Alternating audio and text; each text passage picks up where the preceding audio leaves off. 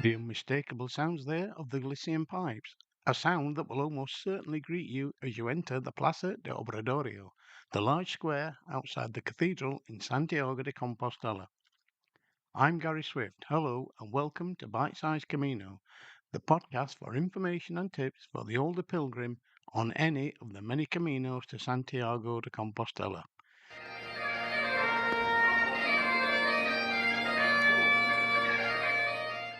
In today's episode, I'll explore how fit do you really need to be and how I prepared.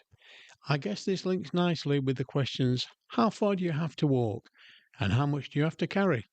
Both of which we'll cover in subsequent episodes and are an integral part of your planning process. So, how fit do you really need to be? There's absolutely no getting away from the fact that the Camino is a physical challenge. But don't be fooled into thinking that you need to be a super athlete to walk a Camino. There are some pilgrims who will happily walk 40 kilometres or more day after day. I do think these are in the minority. Other people will find it hard to walk 10 kilometres, and there's nothing wrong with this. The choice is entirely yours. On my Caminos, I've met infirm people walking very short days, young people carrying infants or pushing children in prams, and at the other extreme, a guy from Texas who was walking 50 kilometres a day whilst carrying a pack that weighed about 50 pounds. I'm not convinced he was human. When I first decided to walk a Camino, it was March. Several years of caring for my wife had taken its toll. I was in my mid-60s, very overweight, diabetic, and had a pacemaker and damaged lungs from a very nasty dose of pneumonia. At that time, I struggled to walk any distance. Just a short walk around my village was exhausting and took me ages. I needed to set myself a goal, or I would probably just amble through and maybe never actually do my Camino. So I set myself the goal of walking my first Camino in September of that year. This gave me 6 months to get my fitness levels up. I discussed my plans with a friend who also needed to improve his fitness, and to his credit, he took up the challenge and agreed not only to train with me, but also to accompany me on my first Camino. I have to say that from my perspective, having a training partner was great.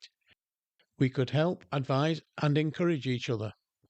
We set ourselves a target of being able to walk approximately 20 kilometres a day on the Camino, which, as it turned out, was a perfect distance for us. To encourage us further and to stop us backing out, we booked our first 2 nights accommodation. After that, we would be winging it and finding accommodation each day. We both needed to shed a lot of weight, so to help and encourage us with this, we joined Slimming World.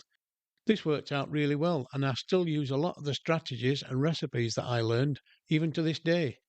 I did have to modify my Slimming World journey because I discovered that some of their recommended recipes are loaded with carbohydrates, which is definitely not good for a diabetic. But I worked out low carb alternatives, which worked really well. Over the next 6 months, we both lost in the region of 5 stones in weight. For the non Brits amongst you, this equates to about 70 pounds or 32 kilograms. Obviously, losing the weight was a big help, but we also needed to improve our general fitness and stamina. This will be needed to help us achieve our walking distances and also to carry our packs. What to carry and how to carry will be covered in later episodes. We started our training with very short walks on flat terrain and carrying on a bottle of water and a waterproof jacket. It was March in the UK after all, and we get plenty of rain.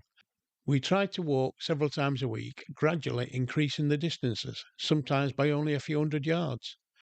As we progressed, it was surprising how quickly we were able to stretch out our walks longer and longer and cover further distances. I guess losing the weight helped with the walking, but also the walking helped with losing the weight, so it was a win-win. From our research, we knew that the terrain on the Camino is many and varied, ranging from long hot stretches on flat open spaces to steep climbs up high hills and equally steep descents down the other side. We would be walking in hills, alongside rivers, through shady forests, on a mix of dirt tracks, cobble paths, alongside busy highways. Almost every terrain you can think of can present itself on the Camino. We'd already worked out that the hills would probably be the hardest for us, so we started walking further afield and introducing more hills into our walks. Luckily, we live on the edge of the Peak District, so hills are not in short supply. We knew we needed to push ourselves to build our stamina, but also had to temper our enthusiasm to accommodate our health issues. It can be hard, but there is always that feeling of satisfaction when you raise the bar and manage to take it to the next level. We knew that we'd be walking our Camino in the traditional way, i.e., carrying everything that we needed in a backpack. This would need a combination of stamina and strength. But here again, don't think that you need to be a super athlete. That is really not necessary. So, to help with this, we increased the difficulty and length of our walks on different terrains. We also increased the weight of our packs.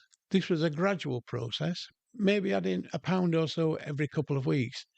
A 500 ml bottle of water weighs roughly 1 pound, so you can easily track the amount of weight that you're adding to your pack. One important thing to remember is that while you do need to push yourself a bit, you still need to listen to your body. It will tell you if you're pushing too hard or are developing a problem that needs attending to. I remember pushing myself too hard on one occasion as we reached the top of Mamtor, a hill in the Peak District, on a very hot day. I thought my heart was trying to beat its way out of my chest. So you need to know your limits and rest often if you need to. Use the rest breaks as an opportunity to rehydrate and maybe eat a snack for extra energy. Take in the views and maybe take a few photos.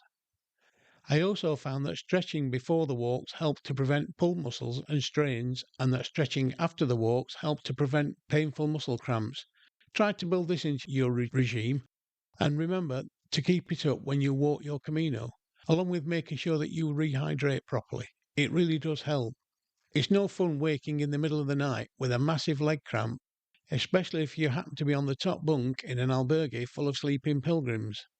So, in summary, no, you don't have to be an Olympic athlete, but the fitter you are, the more you will enjoy the process and the easier you will find it. Set yourself realistic goals, work out a training program to help you achieve those goals, and don't get discouraged. Keep at it and you will get to where you want to be. Next time, I'll be discussing footwear and foot care. I'm Gary Swift, and if you've enjoyed this episode of Bite Size Camino, please give me a rating or a review. It really does help.